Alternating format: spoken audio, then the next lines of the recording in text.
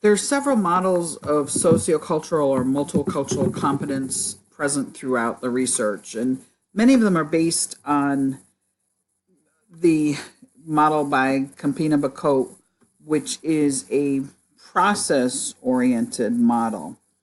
Um, it really represents the process of becoming rather than being, as I was talking about before. So, process of becoming rather than being sociocultural competent. Under this model, competence is viewed as an ongoing endeavor in which the healthcare provider engages in a continuous process of developing skills to work effectively within an individual's context.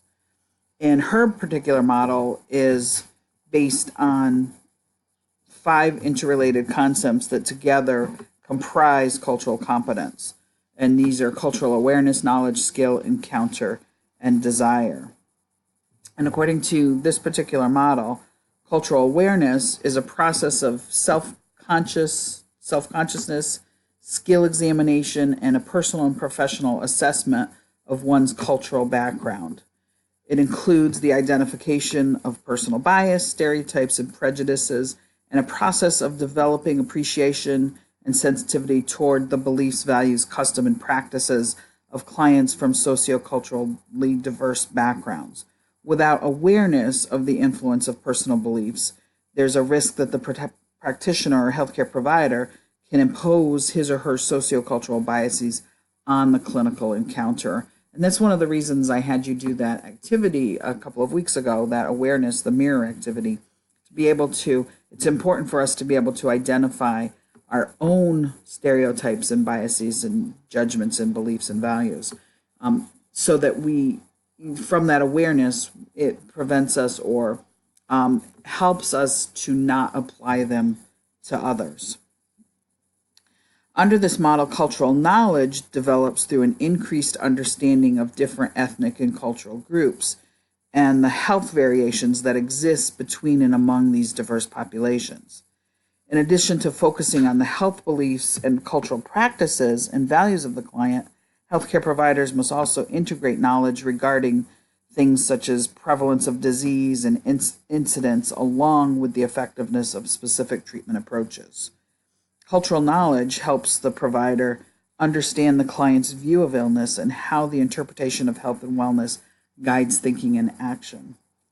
Cultural skill is the ability to obtain client histories, effectively communicate, to elicit and convey information such as the perception of health and wellness, and conduct culturally sensitive evaluations by selecting appropriate methods of interaction and assessment. Cultural encounter is the direct engagement in interaction with individuals from diverse backgrounds, and cultural desire is the degree to which an individual is truly motivated to work with people from diverse backgrounds.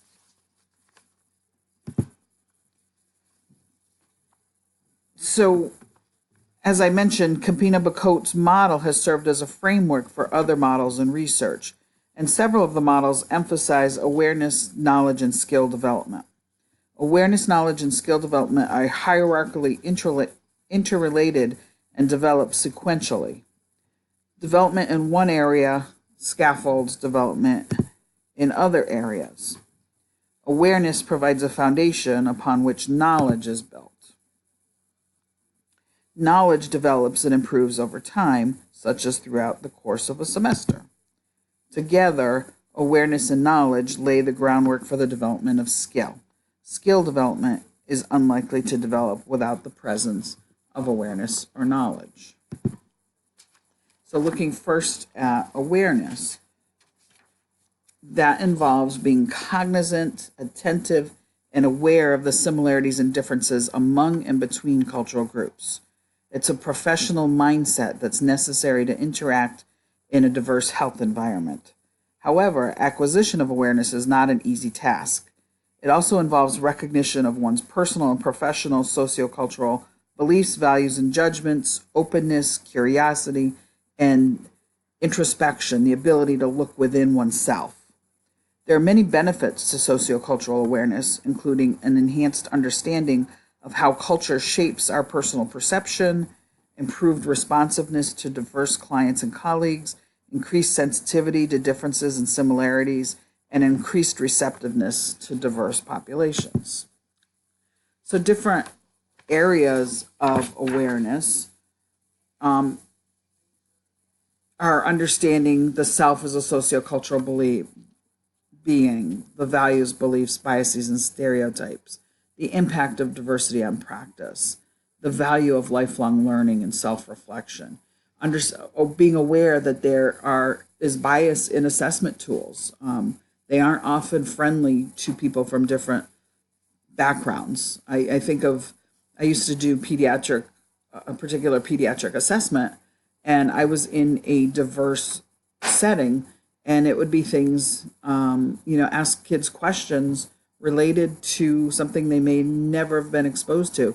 It's surprising how many children don't know what a cow is, have never seen a cow. So when you have those kind of things in assessment tools, are you truly assessing the person in the areas that you're trying to assess them, or are there bias in these tools?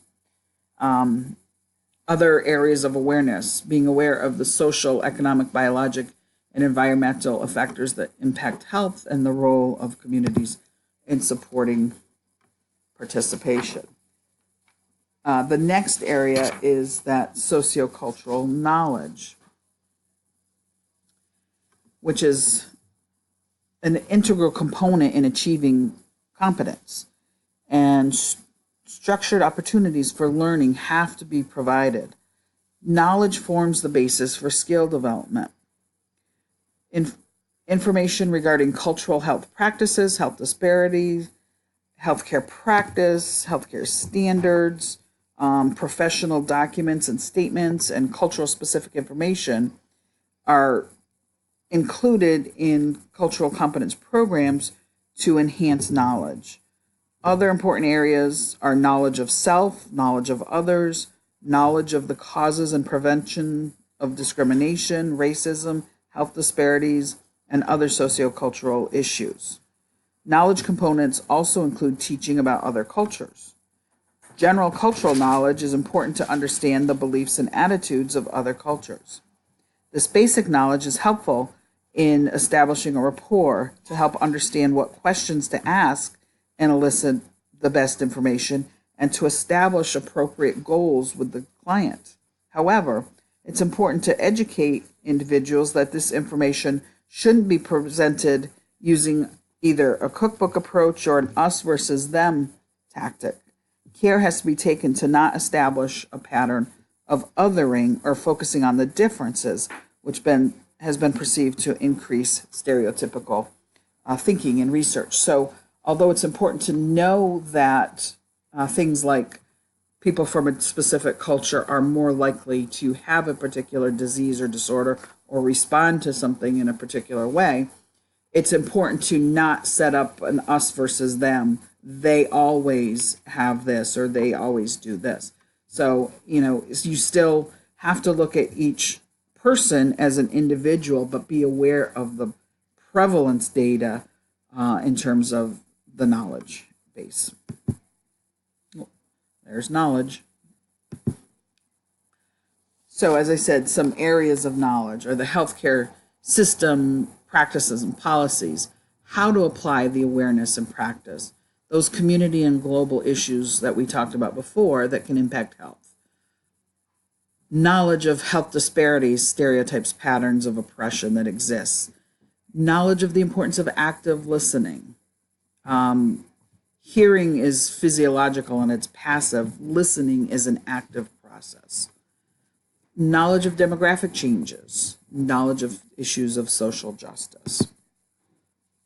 And then that brings us to sociocultural skill.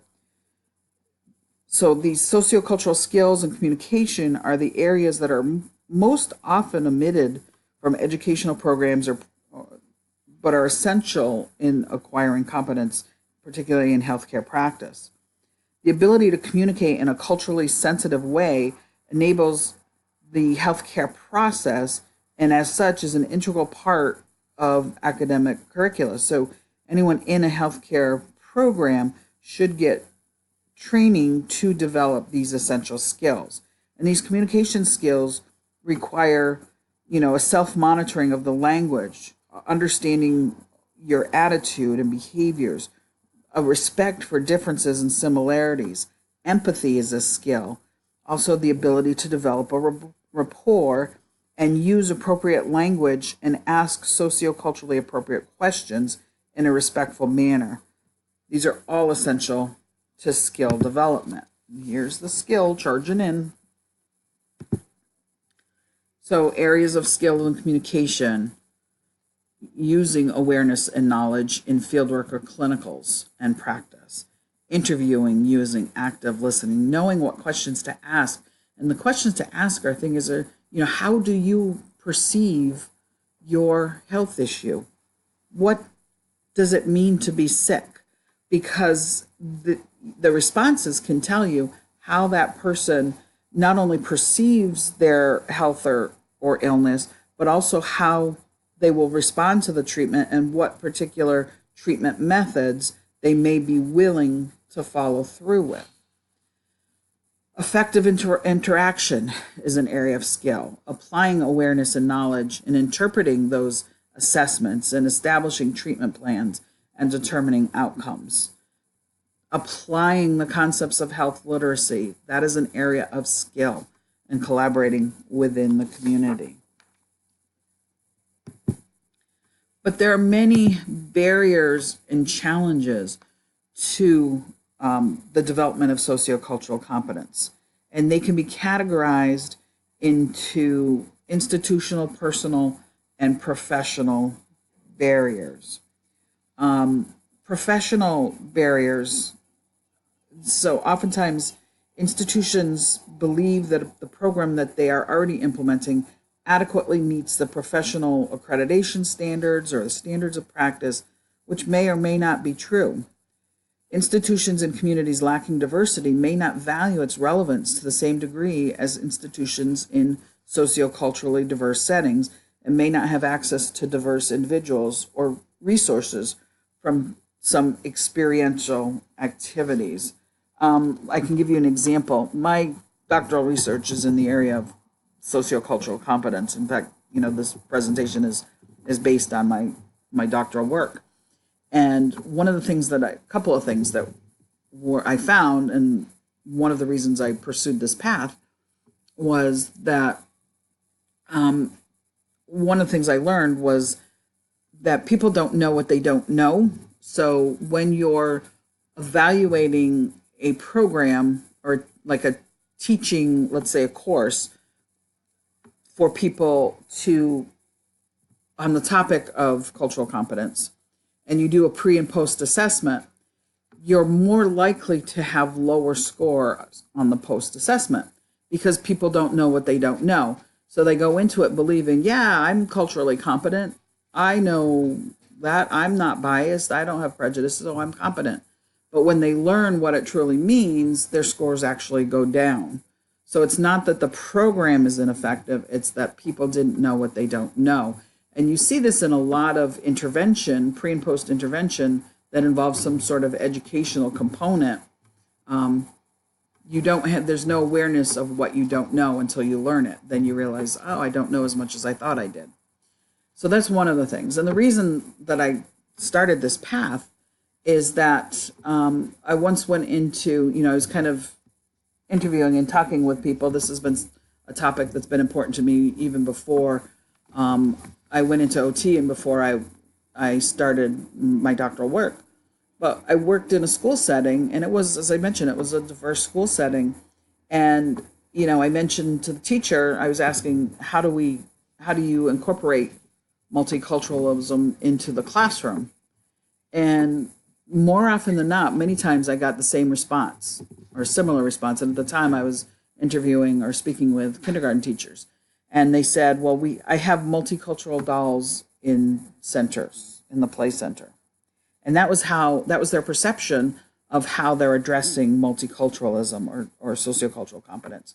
So, there's this perception that what I'm doing is already enough. And that's happening in a lot of programs. What I'm already doing is enough, but they don't have the awareness that they need to actually do what is enough or do more.